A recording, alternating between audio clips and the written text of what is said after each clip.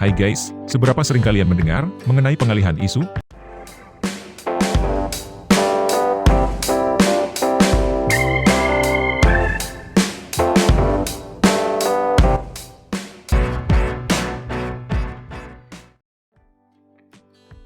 Jika kita melirik tentang fenomena globalisasi, sudah sangat amat terasa di zaman kemajuan teknologi seperti sekarang ini. Seperti yang dikatakan Ahmad Suparman, bahwa globalisasi merupakan sebuah aktivitas mendunia, dengan mengetahui hal-hal baru dari seluruh dunia, dan berujung pada pengimplementasian diri manusia, dalam menyikapi hal-hal baru tersebut. Pola globalisasi bisa terkemas dalam sebuah proses, baik proses sosial, proses alamiah, hingga proses sejarah dengan tujuan menyingkirkan batas-batas geografis, budaya, dan ekonomi pada aspek kehidupan masyarakat. Dengan cara membawa objek globalisasi tersebut semakin erat dan terikat satu sama lain, serta menghindari jarak antar wilayah. Umumnya, globalisasi sering dikaitkan dengan hal yang negatif, sebab dengan globalisasi, pengaruh budaya luar dapat mempengaruhi budaya dan nilai-nilai luhur bangsa. Namun, perlu diketahui juga, tidak selamanya pola globalisasi akan berdampak pada gejala negatif, yang akan mempengaruhi nilai-nilai, dan kaidah leluhur yang diwariskan secara turun-temurun oleh leluhur bangsa kita. Sebab tujuan globalisasi pada hakikatnya, adalah membawa manusia pada suatu kemajuan, dan membuka jendela dunia terhadap informasi, serta hal yang tidak terbatas pada ruang dan waktu, yang menghalangi pengetahuan manusia pada zaman dahulu. Tinggal bagaimana kita mempersiapkan filter, untuk menerima perkembangan globalisasi yang pesat. Sehingga kita dapat memanfaatkan globalisasi ke arah positif, yang sifatnya membangun bangsa. Agar suatu kondisi tersebut dapat dinamakan sebagai globalisasi, maka sangat perlu membutuhkan media, untuk berjalannya aktivitas budaya, dan kebiasaan asing dengan tujuan untuk dapat dipelajari. Media tersebut, pada umumnya didefinisikan mencakup dalam media komunikasi. Sementara, di zaman kemajuan informasi, terdapat teknologi sebagai media tersebut, sebagai penghantar informasi dari satu sumber, untuk disebarkan kepada yang lain. Teknologi tersebut, juga yang memberi dampak kepada kehidupan sosial manusia, untuk memperoleh informasi yang diinginkan, kemudian disaring untuk diketahui masyarakat luas. Kombinasi globalisasi dengan media, akhirnya akan berdampak pada dunia politik di setiap negara. Dan tentu saja, hal tersebut akan melahirkan suatu teori baru, yang kemudian kita kenal sebagai pengalihan isu. Jika kalian orang yang update terhadap setiap masalah yang terjadi di negeri ini, maka tentu kata pengalihan isu, sudah tidak asing lagi bagi kalian. Hal tersebut secara alamiah terjadi, karena ketatnya persaingan politik setiap tahunnya. Secara umum, pengalihan isu didefinisikan sebagai suatu permasalahan yang terjadi dalam sebuah peristiwa, entah benar atau tidak, yang kemudian dilakukan upaya agar isu tersebut tertukar dengan isu, atau kabar yang lain, dengan tujuan, agar masyarakat secara umum dapat teralihkan pandangannya, dari isu awal yang ramai diperbincangkan. Menurut kami sendiri, definisi tentang pengalihan isu, sejatinya memiliki keterkaitan dengan ilmu politik.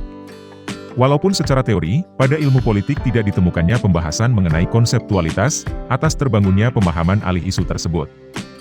Oleh karena itu, apabila ditilik sebagai fenomena, pengalihan isu dapat terjadi, jika kebutuhan petinggi kuasa dalam politik menginginkan masyarakat, untuk tidak menanggapi secara besar-besaran, mengenai isu yang dihadapi tersebut. Singkatnya, pengalihan isu terjadi, disebabkan karena suatu kabar, mempengaruhi komponen pemahaman rakyat, terhadap pemerintah politik. Namun pada kenyataannya, teori mengenai pengalihan isu, kebanyakan masih dianggap sebagai teori konspirasi, karena kembali pada penjelasan awal, bahwa isu menarik sudut pandang masyarakat, dapat terjadi. Awal mulanya, isu-isu yang dibahas masyarakat, berangkat dari suatu peristiwa yang menjadi kasus viral, untuk diperbincangkan. Media pembahasan di era globalisasi, kini termaktub dalam suatu media sosial, yang mengutamakan jaringan internet, sehingga cakupan diskusinya sangat luas dan tidak terbatas. Konsentrasi atas kasus yang sedang diperbincangkan, mengindahkan hukum-hukum pragmatis, sehingga segala ujaran masyarakat yang disampaikan melalui media sosial internet, menjadi satu tujuan, atas hasil kerjasama demi terselesaikannya isu tersebut. Isu-isu tersebut, dapat terselesaikan sesuai dengan harapan masyarakat, atau dipaksa untuk selesai, apabila intensitas daya tarik masyarakat, teralihkan pada peristiwa lain yang lebih menarik, daripada isu awal saat ramai dibahas. Hal ini, tergantung pada media massa sebagai penyedia informasi, yang berkembang di era globalisasi seperti sekarang. Oleh karena itu, media massa sebagai sarana komunikasi, memberikan peran penting dalam mengkonstruksi opini publik. Namun, di sisi lain, anggapan media massa di mata para pengamat media, menemukan informasi yang kredibilitasnya ditangguhkan, demi memandang sebuah isu tertentu, untuk disebarluaskan kepada khayalak. Sehingga, memberikan kesan adanya keinginan tanpa mendasar, dalam memberikan informasi tersebut yang bersifat konspiratif, baik bersifat politik, maupun kepentingan, dan keinginan pihak-pihak tertentu.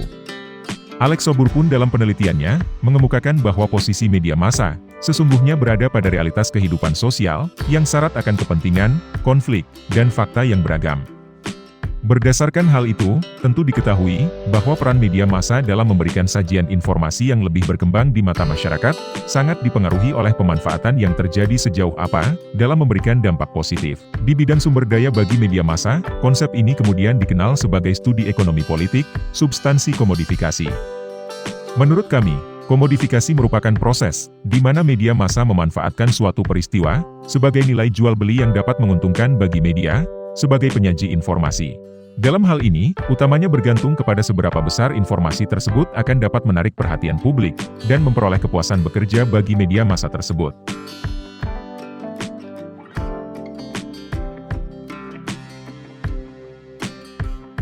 Teori ini, apabila dilakukan persinambungan dengan pengamatan kami, akan menghasilkan peta konsep sebagai berikut. Konsep ini memaparkan bahwa media massa dapat mengendalikan responsibilitas publik melalui sajian informasi terkait peristiwa tertentu. Apabila peristiwa tersebut mengundang intensitas daya tarik publik yang tinggi, hal ini dapat dimanfaatkan sebagai pundi-pundi keuntungan bagi mereka, sebagai media yang kredibel, aktual, dan memiliki kecenderungan eksklusif di mata pembaca sebagai konsumen. Berdasarkan pengamatan kami, beberapa peristiwa duka negara juga seakan-akan dianggap sebagai pengalihan isu. Tentu saja hal ini seharusnya memiliki penjelasan yang lengkap dan akurat, agar antara peristiwa dan pengalihan isu tidak disatukan dalam satu paket pemahaman. Sudah menjadi rahasia publik, bahwa di semua negara, dalam operasi pengalihan sesuatu untuk sesuatu yang lain, sudah merupakan hal yang lazim dilakukan. Bahkan, bagi negara yang bermusuhan secara diplomatik, operasi intelijen harus mampu membuat kepala negara mereka bermartabat ketika harus berjumpa dengan musuh secara diplomatik. Seorang kepala negara akan diatur oleh protokoler, supaya tidak bertemu dalam forum terbuka, dengan negara yang menjadi musuh secara diplomatik. Karena itu, pengalihan demi pengalihan tentu akan selalu dilakukan, dengan tujuan, kedua negara tetap bersahabat dalam situasi musuh diplomatik. Di sini, kepala negara harus benar-benar siap, jika para pengatur di belakang layar, harus menentukan gerak dan langkah sang kepala negara tersebut. Proses briefing, adalah persiapan yang dilakukan untuk melakukan berbagai pengalihan demi pengalihan yang akan dilakoni. Misalnya, mulai dari istrinya yang berbelanja, hingga sang kepala negara harus membuat kunjungan dadakan. Di sisi lain, kami sebenarnya lebih berpandangan bahwa yang terjadi, bukanlah pengalihan isu, melainkan isu-isu yang teralihkan, akibat dari suatu peristiwa. Contohnya, jika ada banjir yang melanda suatu daerah, maka isu-isu lingkungan akan ikut bersama dengan musibah tersebut. Karena itu, orang akan berlomba-lomba mempertanyakan izin pengelolaan hutan. Siapa yang terlibat? Perusahaan mana saja yang telah merusak hutan? Dan pertanyaan yang lainnya. Sehingga rakyat biasa akan berceloteh bahwa banjir datang karena hutan ditebang oleh para pengusaha. Akibatnya, beberapa perusahaan akan diuber untuk diminta pertanggungjawabannya. Namun, setelah beberapa bulan banjir reda, rakyat sudah seperti biasa, hutan mulai lagi dirambah. Isu lingkungan pun secara otomatis akan redup. Akhirnya, tidak ada isu lingkungan karena tidak adanya banjir. Sekali lagi, pemahaman kami, hal tersebut bukanlah pengalihan isu, melainkan isu yang teralihkan. Ada banyak sekali contoh lainnya, tetapi untuk menghindari agar video ini tidak terlalu panjang, maka pada video kali ini, kami hanya mengangkat satu contoh saja. Untuk penjelasan yang lebih detail, akan kami bahas pada video yang lain.